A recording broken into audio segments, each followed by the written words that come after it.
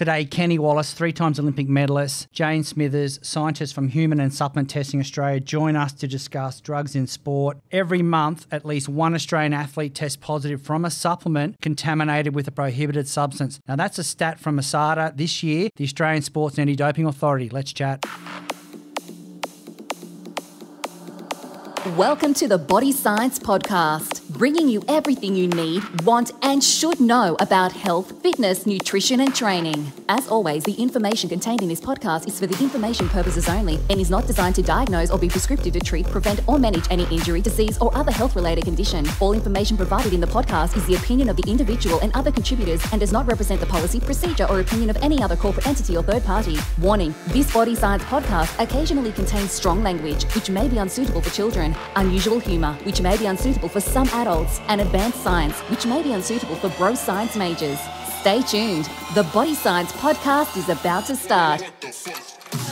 Today's podcast is brought to you by the new super berry flavoured Amino Bcaa fuel. This is the ideal workout companion to support your muscle growth and repair. Delivers the perfect combination of amino acids, electrolytes and vitamins your body needs for energy and hydration to build muscle, boost recovery and prevent muscle loss while dieting. And what's even better, every batch is tested for purity by Australia's largest independent sports drug testing laboratory, HASTA.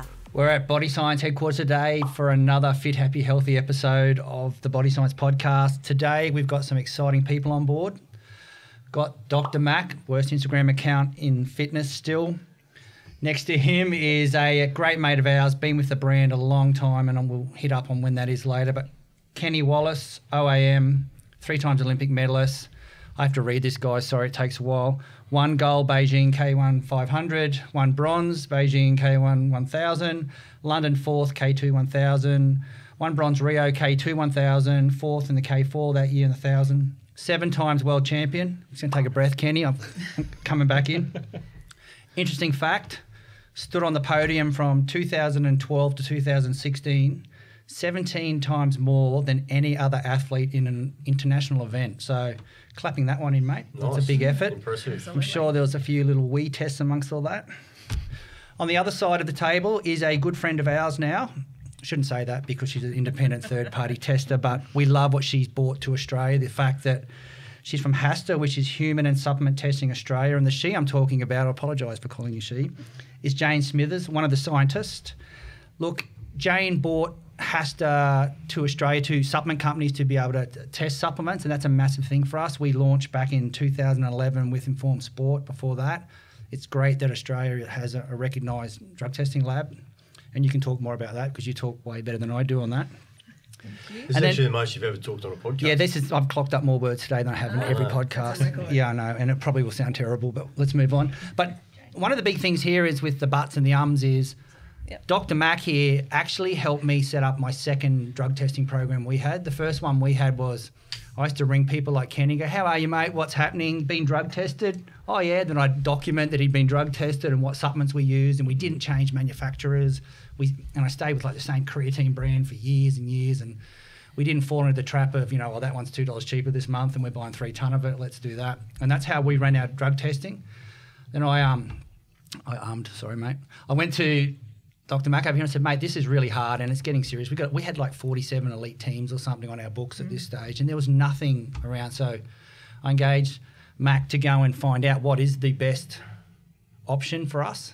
And at the time, I'll let you tell the story, mate. You might want to jump in. Yeah, it was uncharted territory, mate. 2010 was the initial conversations and the initial foray into having a structured in-house testing scheme in place for body science products. And so I did exactly that. I went to what I thought would be, the places to go here in Australia, various government and independent labs, and there was no capacity to do it whatsoever. So we ended up with HFL Labs in the UK, and as you know, we ended up bundling up individual batches of products, a full range of products across the body science range, which was pretty big at the time. It was. I think at one time you had 100 products, didn't you? We were doing a lot of testing. Yeah, we were doing a lot of testing and bundling them up, sending them to the UK, and waiting for those to come back batch by batch, flavour by flavour, the usual routine. Yep. And we're doing a lot of raw material testing too. A lot of raw material testing. Once you start that program, you start creating new formulas, and you use new suppliers. Yeah. To test the basic ingredients. And the number of positive dopes we got was actually scary. There were a few came back with a few alarm bells from various ingredients. I can't remember what they were. Supply channels that sort of came back. Supply channels were the issue, absolutely. But it was uncharted territory, and it's evolved significantly in the last 8 years or so since then. But time flies. So as we were saying a minute ago, there wasn't an option in Australia to test supplements. So HASTA was incorporated into a large drug testing lab to meet that need in Australia. So there was definitely a gap in the market. So HASTA is part of Racing Analytical Services, and we're the largest sports drug testing laboratory in Australia. So we're an independent drug testing lab. So that's the right sort of lab to do this sort of testing. And that's the same background as you were talking about with Informed Sport and HFL in the UK. They're a drug testing in sport laboratory that's now specialised in supplements. So that's different from the labs that actually test the athletes, because they're WADA accredited labs that just test athletes. Whereas we do predominantly racing testing. So for horses and dogs, we do more than 50,000 samples per annum, and that's where our expertise comes from. So for us to then move into supplements, we don't have a conflict of interest, and we can bring that drug testing expertise to testing your supplements. Okay. Why is it important? Well, it protects your competing athletes. So it's really important that athletes understand what they're taking, but there are opportunities where they want to try something, or they think this looks okay, or they haven't read the label properly, where they may end up ingesting something that they shouldn't and have an adverse finding. The other thing, as you said, is you have legitimate manufacturers like yourself who have a problem with their supply chain, and they find there's a contaminant in their product, which you don't expect to be there, and can then ruin both your reputation and your sponsored athlete. So It's really about protecting both the athlete and your brand and your reputation. True. Kenny, how many drug tests have you done? Well, this week, last week, hundreds, if not close to thousands. Like it's amazing, and when it rains, it pours. We might not get tested for 6 weeks, a couple of months, and then we'll get tested 3 times within 2 weeks. I think the most I've been tested is literally twice within like a 18-hour period. That's probably the most. Rio Olympics, I got tested 3 times within the week. Wow. I don't know what difference they're going to find between the first and the last one, but who knows? Like it's amazing that they do it, and it's good that it's random. We don't know when it's coming. For me, a lot of athletes find it really annoying to get drug tested because it takes time, and they turn up unannounced. Nobody knows that they're coming, but I'd rather get tested every day of the year to show that you can do sport clean and you can still compete at the highest level. So, for the sake of, sometimes it might be 10 minutes, if you need to go to the bathroom or take blood. Other times it's hours, because we've been out training for so long. We are dehydrated. As much as we try to drink during training, you just get dehydrated. So it does take time, but I'd rather get tested every day. Okay. So, Jane, do you want to tell us some of the stats in relation to what's found from the testing process and what you actually test for and what you do? So we test for over 200 WADA banned substances in every supplement we test, and that's across a broad range of different WADA banned groups. So the WADA code is actually really complex, and there's different groups of drugs that are banned both in and out of competition. So to Ken's point, the reason they test more when you say at the Olympics or in competition is because there's a much broader range of drugs that you can be I've gone blank now. I've said tested for. In competition testing, out of competition testing. So. Wow. So there's a much broader range of drugs that you're tested for in competition, and that's why they do more testing at that time. So for us as a drug testing lab, we're trying to cover the broadest range of drugs that, if they were in a supplement, would cause an athlete problems, both in and out of competition. So in that way, we have to take what's, basically some of your protein powders or everything from protein powders to vitamins and minerals and get them to an extract that we can test. And then it goes through a series of different screens. It's in a big chemistry lab, so it's GCMS and LCMS technology. It's very sensitive. We get down to parts per billion, and we're looking for traces of those drugs that are banned in sport. So there might be screens for anabolic steroids. There's a different screen again for diuretics and stimulants.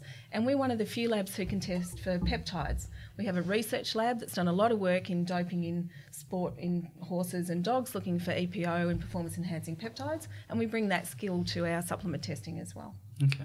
There's no peptides in sport, is there, Mac? I don't think so. No, I didn't think there was either. No. So, thanks for all your input here so far too, mate. I'm listening. You've been unreal. I'm flying, mate. I'm sitting back watching. I'm normally doing all the talking. I'm quite happy for you to jump into because you've got some good stories to tell. Yeah, no, that's all good. So, Kenny, you head overseas to Poland? Yeah, Poland, Hungary, we do a lot of time through Europe, generally between 3 to 4 months a year, because that's where most of our racing is. All our World Cups, all our World Championships. Some of the places that we go through Europe are some of the most picturesque places that we've ever trained at, and other places are we're out in the slums, some of it. So for us to find, we're training on water 10 sessions a week. We're doing 3 to 4 gym sessions a week. We're riding our bike to and from training. It might only be a few K, but it adds up when you're doing 3 and 4 sessions a day. So for us to get the nutrients out of our food that we need, we need to take supplements to supplement our food intake, because we are training so much. We're trying to keep. It's funny, and it's kind of the opposite to what a lot of people are. We're trying to actually keep weight on because we can't. Yep. We're training so much, even though we're doing gym and everything, we're actually still trying to keep weight on and for our muscles to not eat away at themselves, basically. So we'd spend a lot of time in Europe, basically. So as a team, how do you guys handle the food side, the supplement side, the putting, like, supplements have, since the darkest day in Australian sport, or whatever it was called? It was a dark day for us, I know that. It's become such a, everyone talks about it, like it's You're not talking about sandpaper on cricket balls, eh? Nah. You're talking about the other darkest day. Wow. Yeah, is that right? He's a good friend of ours too, that guy. Oh, right, sorry. Edit. Cut. I was trying to contribute. No, it's all right. It was really good. Wow.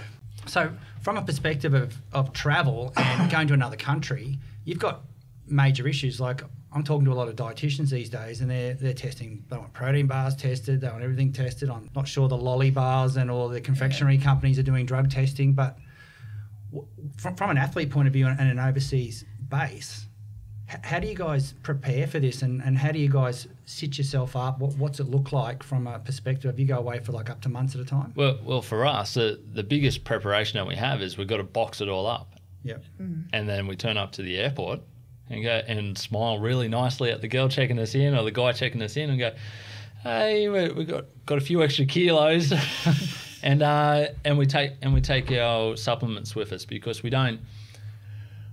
Yeah, I'm sure there's companies overseas and through Europe that are fine, and they third-party test as well. But we trust the brand here, and we trust that it's been tested third-party, everything else. So the first steps, we take our supplements with us. We don't risk it. We have a zero tolerance for risk in any way. We try to minimise that. So are you walking into a shop and buying a muesli bar or a nut bar, or you're not doing anything like that? No, there's cafes out there that are doing protein shakes, or they're adding all these things into these. They look beautiful to drink, but we don't touch any of that. We can't. It's zero risk.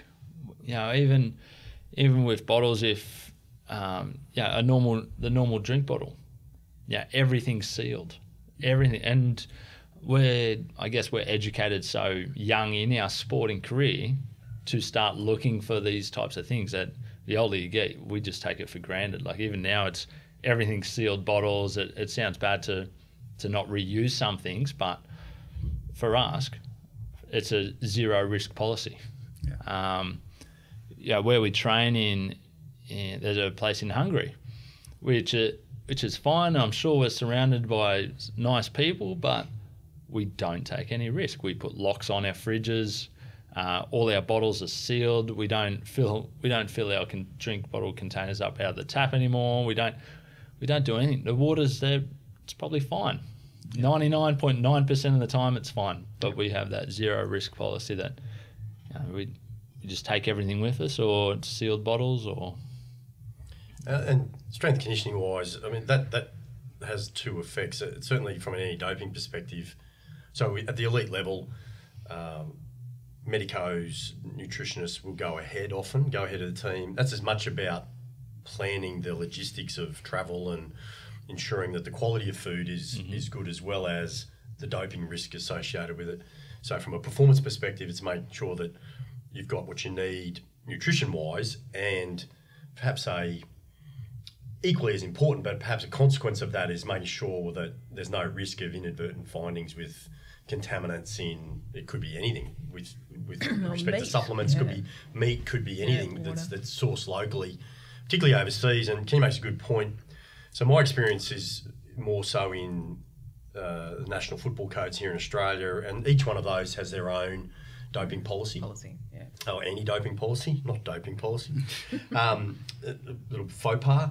But fundamentally, it's about education. And Ken makes a great point as well. When you've got athletes that are maybe living at home with mum and dad, or not cooking for themselves, or not having things organised for them, then you can only. What I'm saying is, you can only control what happens when they're under your care. Yeah, absolutely. Yeah. Once they leave and they drop into the servo on the way home and they purchase whatever, you can do nothing about that. Yeah. So it's an education process. And it's not about scaring the heck out of anybody, but it's about awareness, and it's about being informed. The fundamental policy with any team I've ever worked with is not every team can afford to give all their athletes supplements. Obviously, different budgets and different levels. And so in many cases, athletes are buying their own products, right? Mm-hmm. And so where do they source those? So you can certainly make some recommendations. You've got to stay off the internet. I mean, fundamentally, we tell athletes, don't buy anything that's manufactured overseas. End of story. Mainly around the anti-doping risk. And equally as much, there's absolutely no guarantee whatsoever that actually the active ingredients in a product are actually even in there. Yeah. So it's as much around the quality of the product as it is about an adverse finding with an anti-doping test. So there's a lot of working parts to this whole system of nutrition, supplementation, anti-doping. It all comes under one umbrella, really. But it's complicated. And even just defining a supplement, you said, we take supplements, and people ring us up all the time, we've got a supplement, we want to test. It's such a broad term. There's not a definition that fits all of the things that are now being counted as supplements. So if you look at the Food Standards Code, and you've got formulated supplementary sports foods, which is where a lot of your products sit, and they've got a very defined characteristic, and we understand what we're working with, and you can identify that as a supplement. But from there, you go through a whole lot of complementary medicines, which increasingly there's a lot of interest in everything from turmeric to fish oil to those sorts of things. Are they a supplement? Are they a complementary medicine? And then right through to your bars. I mean, you get straight muesli bars, and then you get a protein bar. They send us protein bars for testing, but not the muesli bar. So finding that line, I think, is really difficult for athletes as well, to say what are the things they should be declaring and talking to their dietitian and coaches and strength and conditioning coaches about. So it's that whole range of things that people are taking. I guess when we say we have zero risk policy, there's always going to be a risk. Yeah. It's just a matter of minimising that risk. Yeah. So you go to the companies that you trust, you go to Australian Made, you go to, there's a checklist of so many things that you can do to try and minimise that risk. So it is zero risk, but that zero risk comes onto the athlete's responsibility as well. And if you're still living at home and still with the parents, there's a responsibility for the parents to help that. No parent wants to, of a child that does sport, wants to make them inadvertently go positive on a drug test. So there's a responsibility for the parents. There's a responsibility for the coaches. There's responsibility for the team. That it fans out massively, but ultimately, the athlete's educated on what goes in your body is your own responsibility. Yeah. So mate, that's a really good point, mate. Ultimately, at the end of the day, we are the ones responsible. So we have to. I look at the drink bottles. Are they sealed? I'm not going to go out and buy a protein bar from somewhere else that hasn't been tested, or I'm not going to go down to the cafe. Like every cafe down the road's doing, healthy protein shakes or, something like that. And they look beautiful, some of the other ingredients that you see go in it, but you just don't know where it's come from. Yeah. Yeah, the accountability to what goes in your mouth is fundamental to the whole thing. And that's where we've had cases in this country where there have been, well, you talked about the darkest day in Australian sport. That's the first one, not the second one. The first one. Yeah. So that's not an example of inadvertent doping. I wouldn't suggest that's a different kettle of fish. But fundamentally, it makes the point. Be that as it may, every individual within any organisation, if you're subject to testing with WADA or SADA, you're responsible. And so education's key, and it's about information. Information is power, and just awareness and the information sources you have to rely on. If you're playing for a team or if you're under AIS umbrella or whatever it might be, then you need to be conscious as an athlete that you're asking the right questions of the right people and getting your information from that reputable source rather than Dr. Google. Yeah, how much education is there out there for you? I know there's just ASADA's just launched their app, which is great. For you, we've been educated about it since the moment I stepped foot into our sport and the moment I stepped foot into a national organisation. And originally, when you're younger, you kind of just go, yeah, whatever, drugs in sport. You don't really think too much about it, and then you start to see the headlines of athletes, Olympian or Olympic gold medalists or Commonwealth Games gold medalists, whatever they are, footy star, like all these people, and their reputation and everything's just squashed in the moment that they go positive for a test. Now, that's not to say every athlete or every footy player or everyone that's been done for a positive test has deliberately taken a performance-enhancing drug.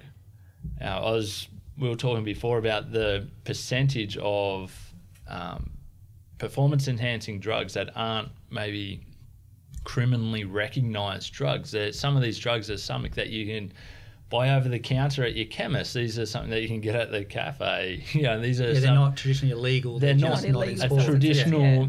A lot of people think a drug in sport, they think of a needle going into an arm and then that's it. It's not. Most drugs now are something that you would take orally inadvertently.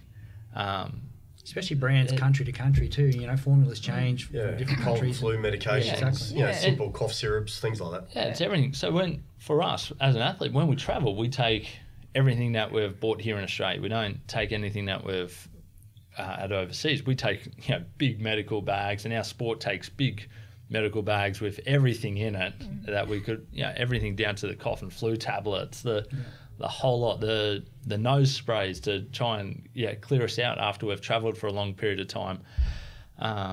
Everything's done as shown, but we also check, there are websites available on the internet. One's called, and ASADA uses as well, Global DRO. Yeah. What was that again? Can you say that again? Global DRO. DRO. Yeah, so every parent, everything that I do now, even if I get told, okay, this is okay to take, I go through this Global DRO website, check it, put the name of it in, it comes up, yep, sweet, done, and it will come up whether it's in competition or out of competition testing. Yeah. You get two little green ticks, sorted, sweet, I can take that. Even if I'm out of competition and I see something there that, I just don't risk it. I don't want to know about it. I think when you analyse down to the actual performance benefit of a lot of these things, it's mental. No, it's not. It's not worth it. Well, there's a whole lot of, if you look at the in-competition versus out-of-competition drugs that they look for, I mean, the main out-of-competition drugs that, therefore, they're saying have effect long-term are things like your steroids, so your anabolics. So they're saying this is banned all the time because you're going to take it and it's having an effect that builds and is over time and gives you that edge. Most of the ones that are banned in competition are shorter acting. So again, that comes to your point about being tested more often. So they're the stimulants. They're the things that are around the amphetamines group. So some of those, as you say, cold and flu medication that's got pseudoephedrine in it. That's an example. Another one that you see often in the WADA list is methylphenidate, which is Ritalin. So that's a prescription medication that people abuse in sport to give them that edge. So you've got a whole lot of medication that's actually legal but not legal for use as a performance-enhancing agent. And meldonium was a good example of that. They said, we think this is being misused. So when they started testing athletes and had it on the watch list and saw it coming up, then they banned it, and then there were 500 or more anti-doping violations. Yeah, it's amazing. So you talk about like a steroid there. Now, at the moment, if somebody gets done for steroids, they're banned for 4 years now. What are the effects of... So I race a lot of guys that have been done for a drug, or used to race a lot of guys that have been done for a drug, and they may have been on a steroid 10 years ago. They'd had their doping ban, they got done for 4 years, but they may have been on the steroid for 2 years. So how has that developed their body? They've gotten stronger, quicker, faster, everything when they're younger. They've served their ban, and now I'm still okay to race these guys, but even though they're... That's probably one for you, Mac, let's be honest. Like it's... Oh, there's no question that the long-term benefits remain, perhaps not to the same degree. But as that scenario that Ken mentioned, the residual effect or the long-term effect of the increase in muscle mass, etc., remains. So... I think there's a long discussion around the ethical component of that, and does that make it a fair playing field after 4 years? Does that mean people should get lifetime bans if they get done for a certain... He's not going to go to anywhere. Well, he's not going anywhere near that. Well, I mean, my opinion doesn't really matter. But the answer to the question is there a residual effect? And the answer is absolutely there is. Yeah. So I don't have the answer to your question, but it's a good question. And I don't think anyone will have the answer to that question because everyone would have an opinion. Oh, that should be athlete driven if you ask me. That's not a hard question. Yeah. That's not a hard question to answer. If you get done for this drug, okay, you're a lifetime ban. Sorry. Exactly. You have deliberately taken this drug to better perform. Sorry, that's not good enough. Lifetime ban, done. And so if you get inadvertent contamination, so this is earlier, they do tend to have a lower period of suspension. Yeah, so if like they can prove. So again, it comes back to them saying, I took this inadvertently, here are all my records, I knew what I was taking, this is what we thought was under control and then turns out not to have been. And you see cases where they've then reduced their ban to sometimes less than 12 months. Yeah. Now, that's also then becomes a reputational risk for some of the suppliers because are we having athletes who then immediately say, oh, it must be the supplements? So one of the reasons that it's good for us to test for legitimate manufacturers is we're protecting the brand as well. So they've got a record of testing. They know what's gone into their product. They're taking that extra step of testing their product to safeguard both the athletes using their products and also their own reputation. Yeah, it's massive for us. It's a really big commitment to me as an athlete. Like it's whether we're like or not. Jane, I see you as the insurance policy. Yeah, this is what I... I'm sure your boss likes that statement. No, but like I've been in body science since 2001. I've had long service left. 100. I'm part of the. I'm actually part of the furniture in here. I actually live here.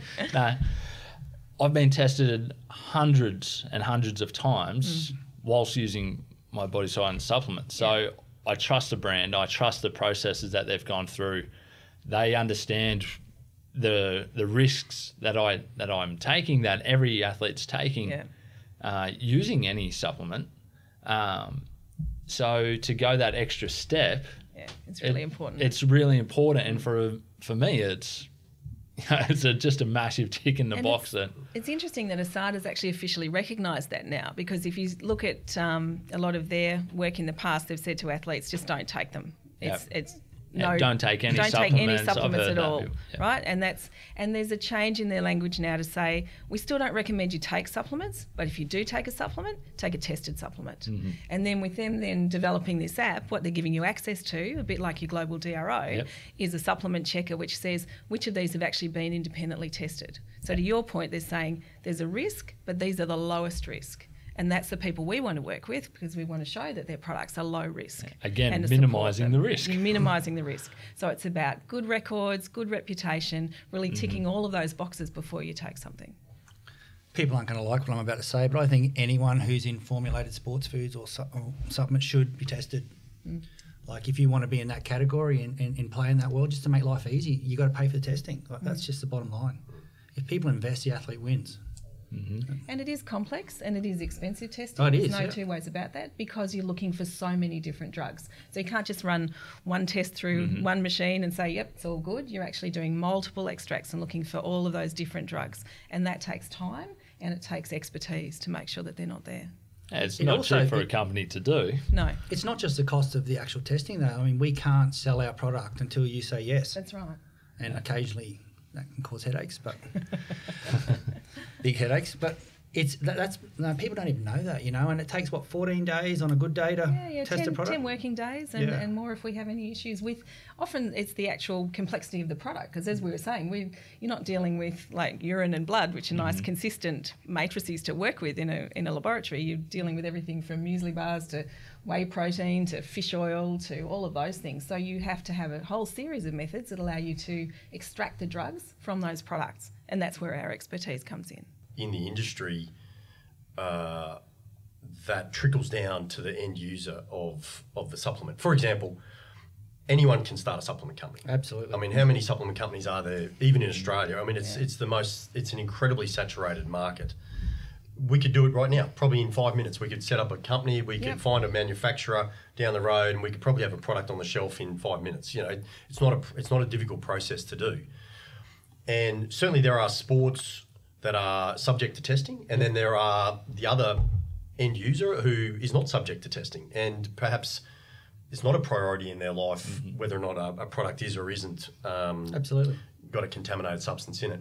So I think it just becomes very complicated then for companies who are trying to do the right thing, or more correctly, are doing the right thing, versus those that say, well, you know what, that's not our market, don't really care, we're not going to worry about it. And I think there's a lot of that going on. And I don't know how many you would know, I suppose, Joan, the stats on the number of companies, supplement companies in this country who participate in testing with an organisation like yourself. I would expect it's pretty low. I would expect it's really low. Yeah. But I think, leading on from your point, if you want to be a provider to the athletic industry, to the sports industry, then I think testing should be mandatory. Yeah, we're not the ones who said we're a formulated sports food. That's a government body, and if you want to play in that game, you should play in the game. That's right, exactly. Yeah, because at the moment, I don't think the education has trickled down as well as it could. I think the education policies by the professional sporting leagues like the AFLs and the NRLs, they have great education processes in place for grassroots right through, and they should be commended for that. They do a really good job of it. But I come back to the industry that is not necessarily afforded that education, don't know really where to get good information, and so they might go, well, product A, it's a little bit cheaper. I'm going to go with that one. And protein's just protein. Protein's just protein, and protein is not just protein. Just like a calorie is not a calorie. It's complicated. And so, as I say, I keep coming back to this. It's a complicated story, but I think the more good information, sound information, reputable information that can be provided, the better. I don't think people actually understand how high level risk it actually is.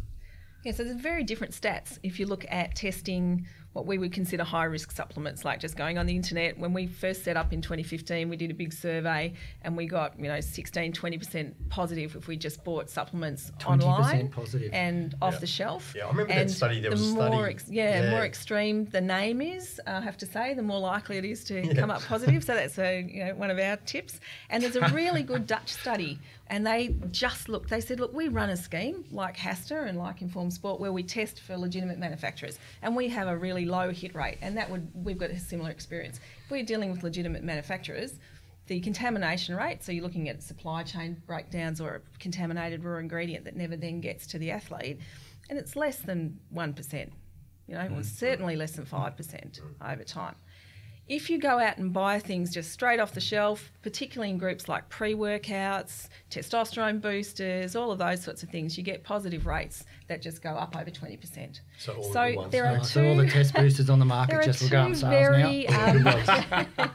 very different markets. And I think, to your point, because it's such a growth industry and there's this big crossover now between sport and health and fitness and diet. And, if you look at one of the most popular drugs still and that people get pinged for is clenbuterol. Yeah. Well, it's very popular in gyms and shredding and that whole You guys would be fitness good at market. testing for that too, wouldn't you? You'd be good at testing for that, wouldn't you? It's What's a its true use? non-anabolic steroid. So, Jane, what are you seeing in terms of some of the stats around different sports or different products? What are some of the common Well, if we look at substances that are Australia coming up? Yeah. last year, and ASADA put out a specific warning about this, the two things that they saw a particular growth in that athletes felt were coming from supplements were hegenamine and DMBA.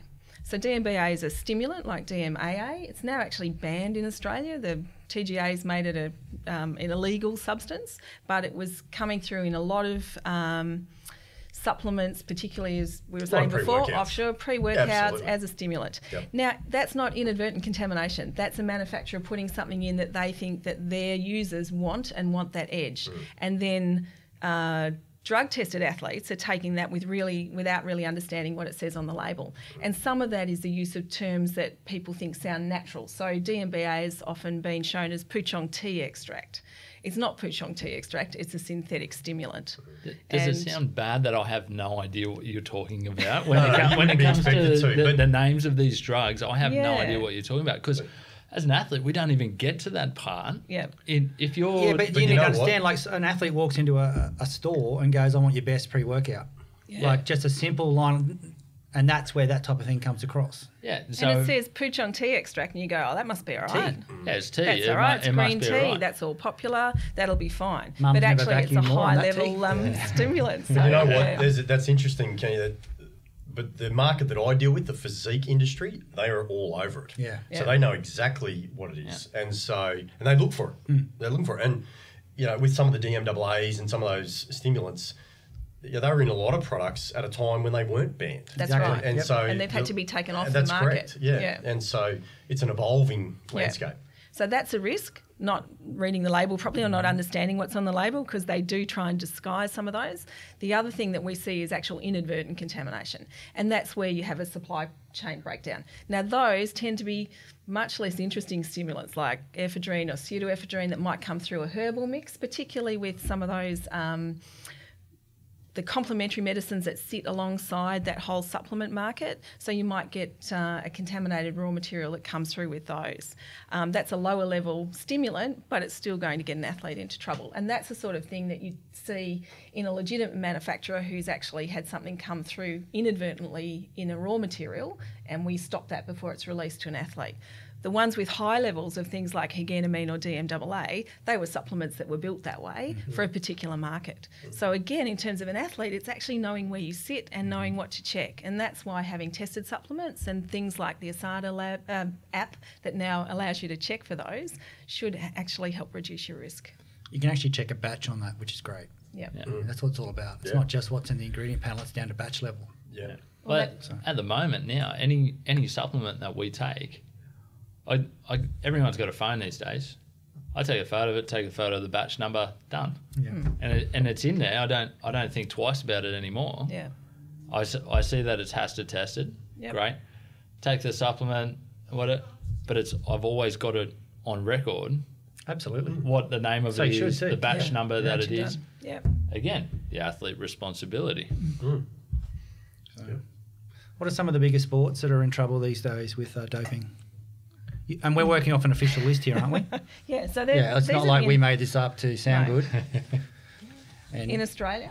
Oh, I don't know. I've got the drugs internationally, but the Australian ones in terms of... By way of just a general comment, I think while the risk is there, if you're following a food-first policy with some supplemental products, proteins and that sort of thing, I think your risk, by going with reputable brands like the Body Science brand, I think your risk is incredibly low.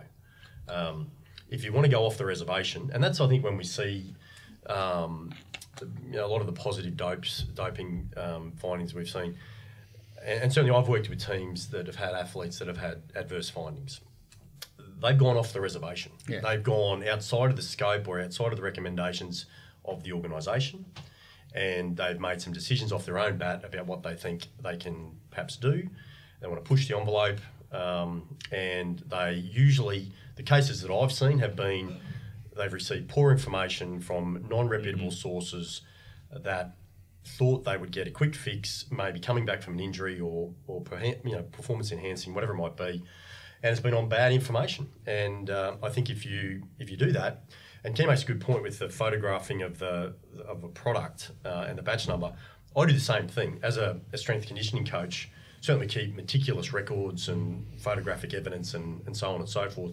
I know if I've got a squad of 48 players and one player has a positive outcome and he or she turns around and says, oh, it was in the protein, I know it's garbage from the minute that comes to light, because I know, well, 47 other people took it, they were all tested and they're all fine. So it's about risk mitigation for the company, it's about risk mitigation for the organisation, the strength conditioning coach, the athlete, and downstream from there.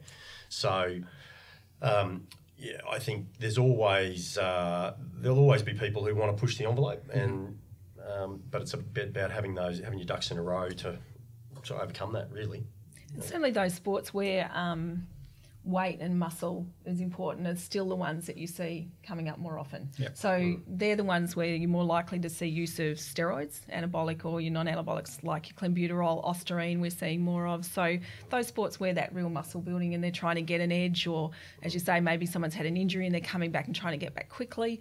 And because it's spanned in and out of competition, and it has that long-term effect we talked about before, those sports certainly seem to be overrepresented in terms of positive doping offences. Yeah. And I think with potential risk in the mainstream supplements, I think it's pretty hard to have an accidental positive doping test for an anabolic or an androgen. It's pretty hard to have a positive test for testosterone or stanozolol or any of those products. I mean, let's be serious. I mean, stimulants that might appear in pre-workouts and thermogenics, absolutely I can see where there could be capacity for some error there. Yeah. But it's pretty hard to have an accidental test for, if you've got 20 times the level of testosterone in your system, that's an awful lot of contaminated something from somewhere. Yeah. So, that's a big drink. Yeah. That's a lot of contaminated lean pork from somewhere. Yeah. I don't know. Yeah.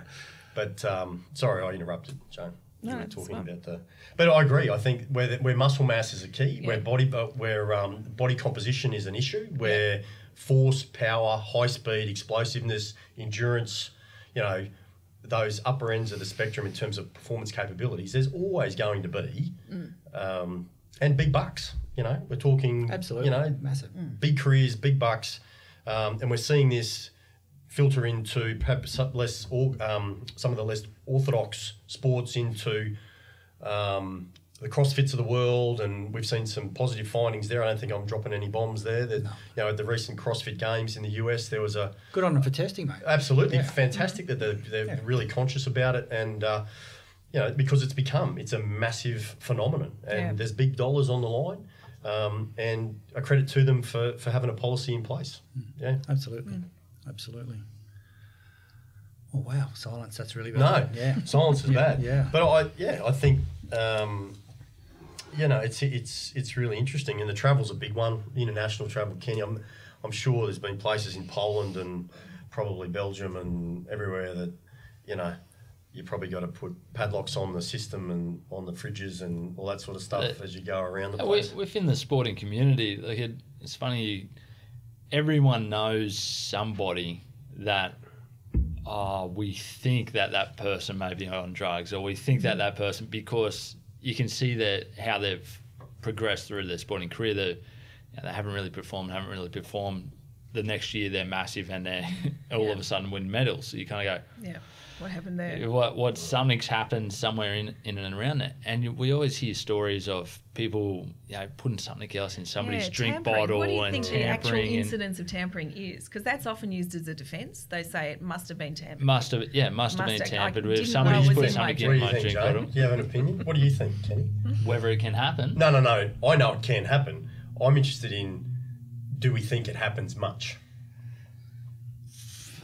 There was a case in Japan just recently where I know about it because it was within my sport. Another paddler put something else, and he admitted to it, put something else into another person's drink bottle or food, and then that person tested positive. In the end, this other guy admitted to it, saying, so it was me.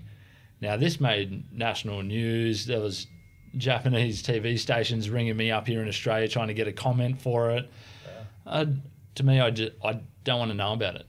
I do not want to know about the drug testing. I want to line up on the start line and go, you know what, everyone here, they've done their hard work, they've trained as hard as they can, and let's just race. As long as it's fair and clean, I don't care. Let's just see who can get the fastest down the end. If I get beaten by somebody that's taken drugs, it's a nothing race. It's a letdown. Absolutely.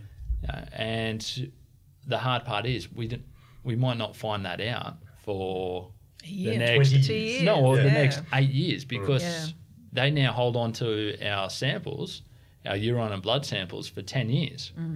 So Jared Talent, 4 years later, race walker, got silver in London at the time, got silver in London.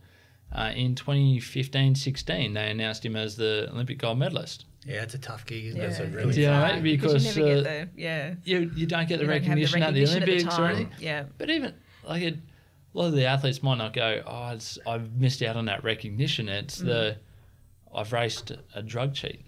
Yeah. And I'm sure within his sport that there's that's just one story. I'm sure there's hundreds of stories. Everywhere. So yeah. Let's off athletes. Let's talk about just standard workplace testing. Oh, we do workplace testing as well. We don't do athletes, as I think I said before. That's done by the WADA lab in each country.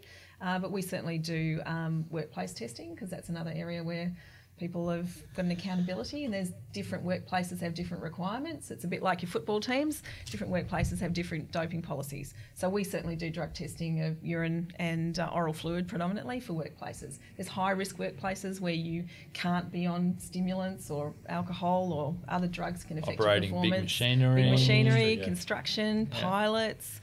Obviously, there's different professions where they've got a no drugs policy, particularly for illicit. So if you think of customs or federal police, people who could be compromised. So across Australia, there's a lot of workplace drug testing is done as well. So it's not just the athletes who have to line up and give a urine sample.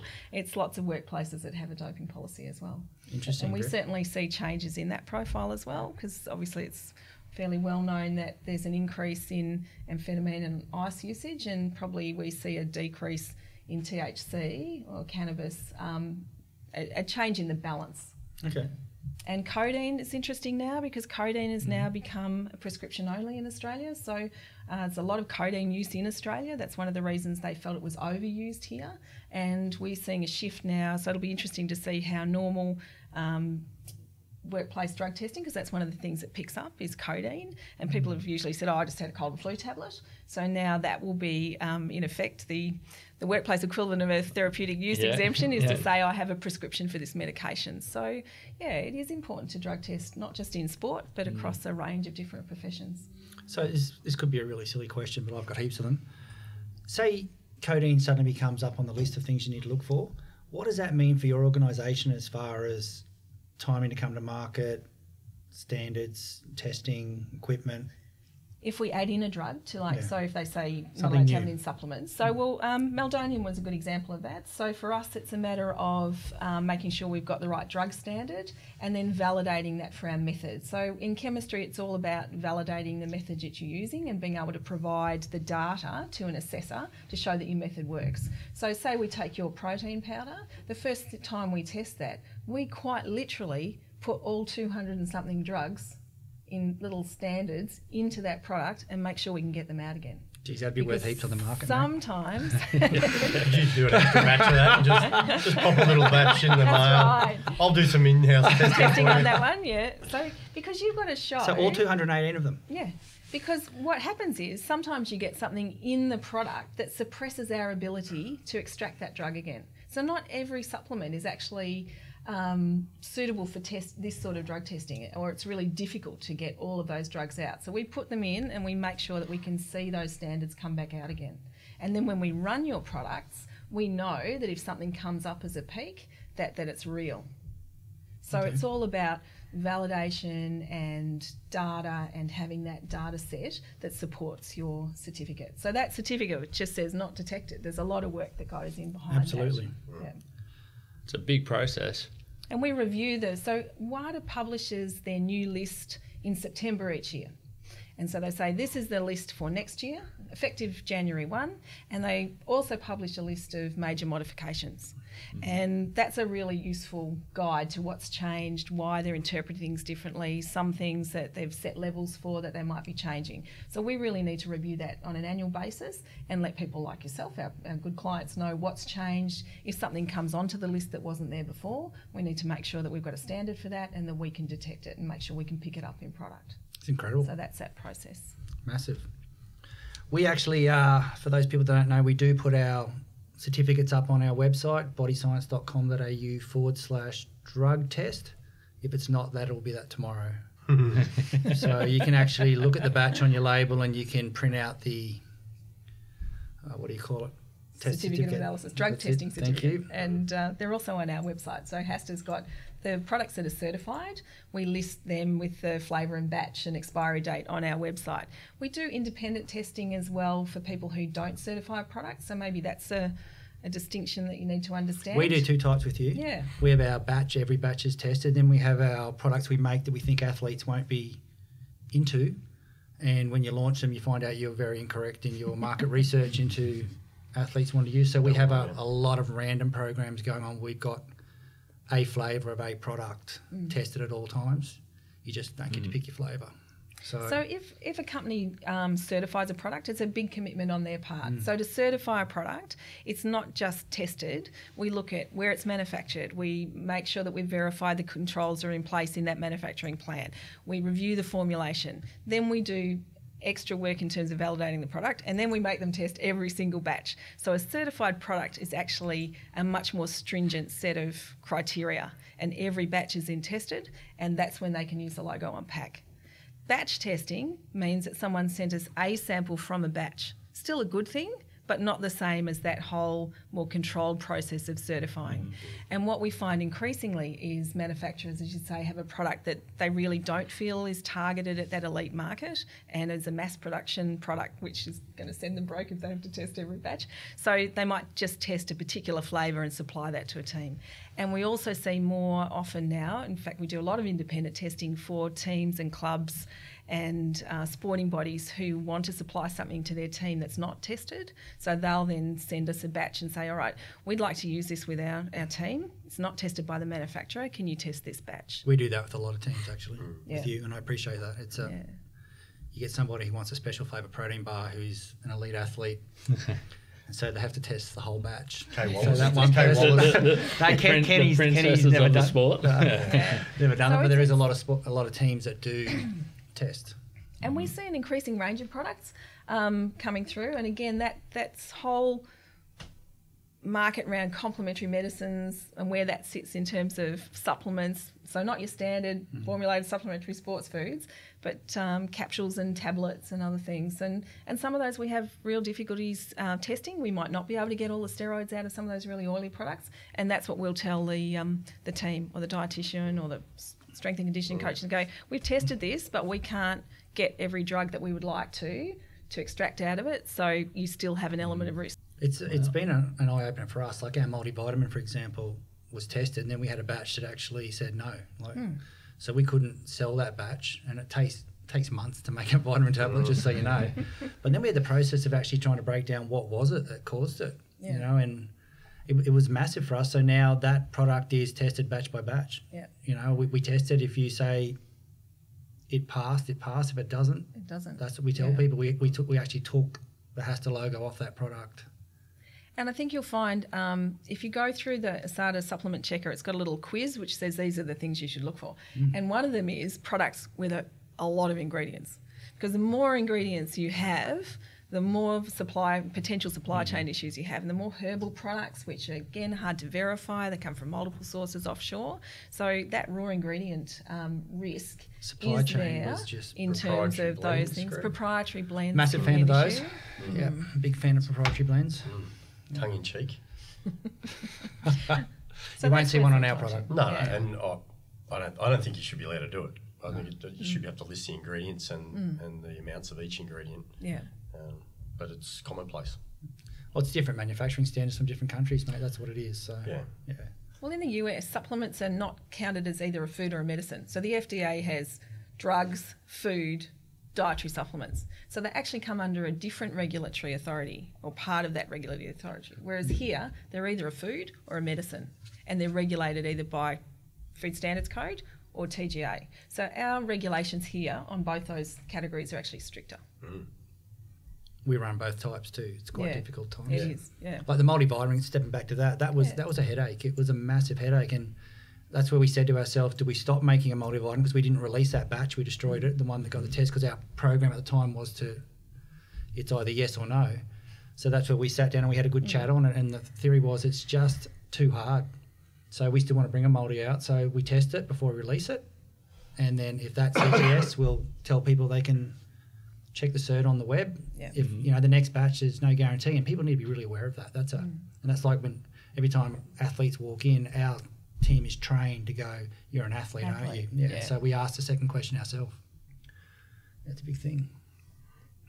What, I guess, and for everyone listening, what are some of the side effects of performance enhancing drugs that people think, oh, okay, well, I'm in a sport that doesn't get tested.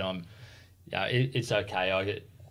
I'll just buy whatever supplement off the internet because it's cheaper. What are the benefits of people actually going to a supplement that is third party tested? Because what are some of the side effects of some performance enhancing drugs? Oh, mate, it's a big question. I think when it comes to the sort of products that would bring about a positive doping test, with any drug, I mean, all drugs, whether it's across the androgen spectrum or anabolics, whatever, there are clinical uses for all of those substances, right? So I look at it as use, misuse, and abuse in terms of the categorisation of that. Like anything, if you abuse alcohol for your entire life, you will end up most likely with a liver problem. Nicotine, over-the-counter drugs, whatever. Long-term misuse of products will result in a whole range of adverse health outcomes. There's no question. There are products that are banned substances, and I'm talking about anabolics here and testosterones and all these sort of things, have genuine use from a hormone replacement perspective for men and women. Yeah, therapeutic use. I'm talking clinically. Use, yeah. Absolutely, there's uses. So, and used correctly, the side effects are minimised, absolutely, categorically.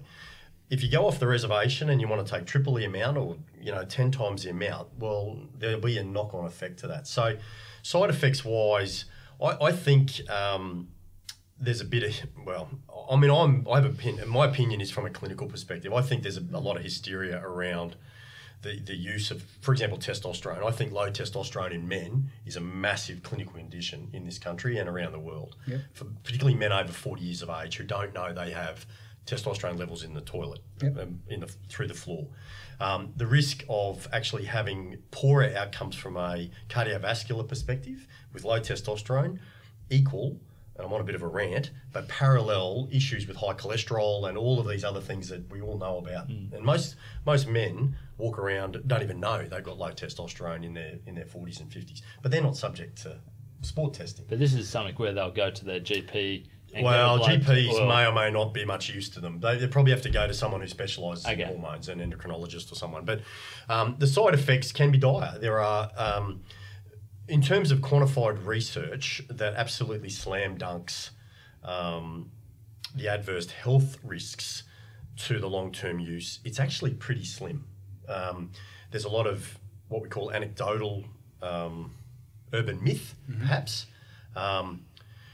around what it could do. But there's certainly, if you think about the fact that these products have to metabolize by the liver, then the liver's going to cop it ultimately. So the risk of increased liver function and poorer outcomes long-term, fatty liver disease and a whole lot of things, absolutely. So the side effects can be significant on health. But, I mean, it's hard to say. Certainly you can't say, if you take a course of this product, you might end up with this outcome. I mean, it's really broad, and it depends a lot on what the product is. And I guess at the end of the day, somebody that's not even in a sport, somebody that's feeling a bit down, they go to work every day, they work long hours, they need they probably don't eat much during lunch breaks, or they don't eat enough. They're still better off with a tested supplement. Oh, yeah, no question. Than not. Instead of just going on the internet, I'll buy the cheaper one. Let's get the one that's third party tested, or a reputable brand. They're still better off with that than buying something. No question, because I think one lends itself to the other around the quality of ingredients. I think that the companies who are diligent with respect to the testing for the doping are the types of companies who are going to be diligent around the ingredients that are in their products. So it goes hand in hand in terms of those quality ingredients. You want good quality ingredients in your products. Who do I go to? I go to a company that has a policy and is diligent around supply chains and the quality of my ingredients. Lists the ingredients on the label correctly. Correctly, made up names. Absolutely, and no proprietary blend. So you know what a proprietary blend is. For those that are listening that maybe don't know what that is, there are companies that on the label it will just say 5,000 milligrams. 5,000 milligrams of Billy's thermogenic mix or something like that. And then it'll have proprietary blend underneath it. And so what it doesn't tell you is the nuts and bolts of every single product that's in there and the amounts of those. That lends itself to a conversation around clinical dose, clinically effective dose. Absolutely. Around things, particularly beta-alanines and some of those where there might be a small amount of these products ingredients in the product, but nowhere near enough to have any benefit. So it's kind of like, we'll sprinkle it in because the person reads the label. Good. Sounds great. And they go, has it got this in it? Check. Yep. Oh, yeah, but it's 1/10 of what would have a benefit. So there's a lot of that going on. But your answer's correct. Well, absolutely. I guess the point that I was getting to is you don't have to be Olympic standard athlete. You don't have to be a high performance athlete to want to take a safer supplement. Absolutely. One of the reasons the TGA banned it is because in high doses it's led to cardiac arrest and death. So there's your side effect, death. So probably not what you want from a pre-workout. So that whole class has been banned on health reasons. And that was definitely when the withdrawal notices, there was a number of products that were readily available in Australia that had that chemical in them. So that's been withdrawn for health reasons. So again, don't have to be an athlete. No. Don't have to be competing or training every day. You can be Joe Blow that turns up to work every day and works his long hours. Wants to have that, and just needs to pre-workout stimulant. And there's something in there that's actually quite detrimental to your health. Yes. Or your employment, like you were saying. Or your employment. Oh, that's not, employee drugs are generally around illicit drugs. or prescription medication that can affect your performance. So it's a much more limited list. Athletes got to deal with this huge WADA list of hundreds and hundreds of drugs. Workplace is generally a much more defined list. So yeah, it's not as tricky, but it's still something you've got to be very careful of. Absolutely. Well, Jane, thank you very much for coming up today. We appreciate that. Thank You guys out in the supplement world that need to certify your products, HASTA is the answer. Kenny, it's always fun. Have you got any last words on how you go so fast? I stick the left paddle in first, and then I go to the right one, and then I go to the left one again, and then I try to do that continually. Or longer, harder, faster strokes, more persistent. I like that. You'd like that as a coach, mate. Yeah, I reckon that would be handy. Put the left one in first, then the right, right one. and do it more often and harder than the next Yeah. person. Yeah. And usually the outcome's Longer, harder, pretty faster, good. and more consistently. than the person next to you. Yeah. Yeah. It's, that's the I would hate to be in like a K2 or a K4 with you. I don't think it'd be fun at all. I don't know if I'd be too scared to fall in the water. They're not real big. The seats aren't real big, right? There's not a lot of room to move. No, there's not. They're as skinny as my hips. Yeah. I'm like a size 32 at the moment. Yeah. So I don't know if Kenny remembers this. He came round one day and he bought it round. And he stood up on the seat and said, "Here you go, jump in." I sat on and went straight in, straight over the other edge. yeah, I remember. Absolutely. I was actually doing a lot of paddling at the time too. It was embarrassing. For some people, we need like a shoehorn to get them into the boat. Yeah, I was going to say. And Get back 'em out Good old again. days. Yeah. It is fun. So, guys, thanks for coming along. That's the last of this. Let's knock it off. Awesome. Thank you. Today's podcast was brought to you by the new Superberry Amino Bcaa Fuel, stocked at Mr. Supplement, Vitamin Empire, Rock Hard Supplements, ASN Nationally, Sporty's Warehouse, or find a retailer at bodyscience.com.au/retailers with an S.